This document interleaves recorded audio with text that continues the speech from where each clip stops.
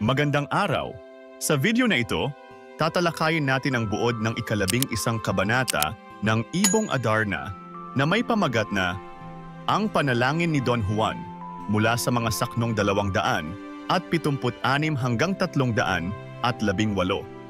Pag-aaralan din natin ang mga mahahalagang pangyayari, tauhan, tagpuan, talasalitaan at aral, mensahe o implikasyon na matatagpuan sa kabanatang ito. Simulan na natin. Sa kabanatang ito, makikita natin si Don Juan sa isang napakahirap na kalagayan. Siya ay sugatan at halos hindi na makagalaw habang gumagapang sa gubat. Napakasama ng kanyang kalagayan. May mga pasa at sugat sa buong katawan at damang-dama niya ang gutom at uhaw. Sa kabila ng mga pisikal na pasakit, patuloy siyang nananalig sa Diyos at sa Birheng Maria. Sa kanyang panalangin, hiling ni Don Juan na gumaling ang kanyang ama na may sakit. Humihiling siya ng awa, hindi lamang para sa sarili kundi lalo na para sa kanyang mahal na magulang.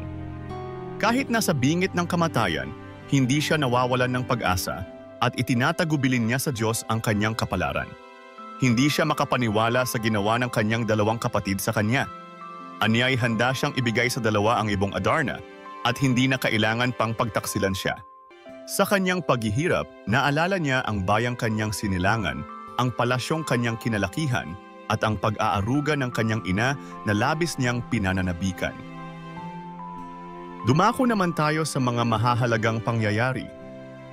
Si Don Juan ay sugatan at hirap na hirap, gumagapang sa gubat at damang-dama ang gutom at uhaw.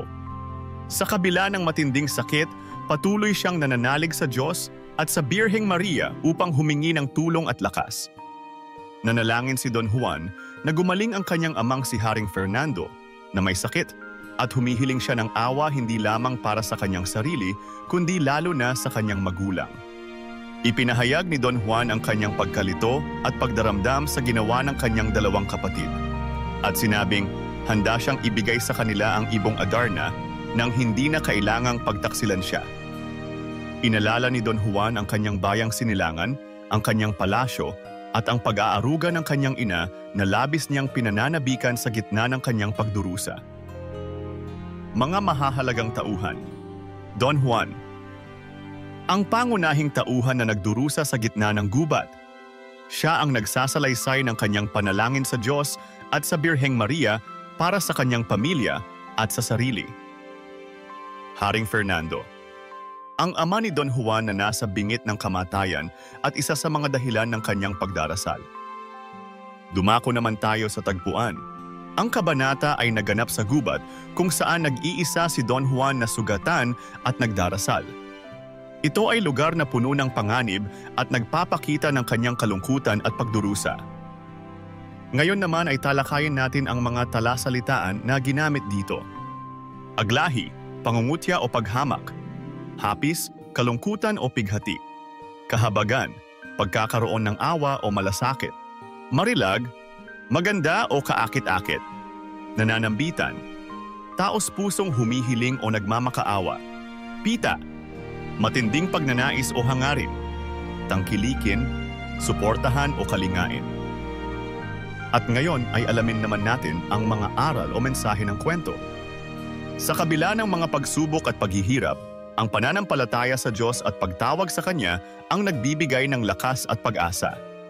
Ang pagmamahal sa pamilya, lalo na sa magulang, ay nananatiling mahalaga kahit gaano kalalim ang dinaranas na hirap. At diyan nagtatapos ang ika-11 kabanata ng Ibong Adarna, ang panalangin ni Don Juan. Ano ang natutunan mo sa kabanatang ito? I-comment mo na ang iyong sagot. Inaanyayahan ka din namin na i-like, subscribe, at i-click ang notification bell para lagi kang updated sa mga susunod naming videos. Hanggang sa muli, maraming salamat sa panonood.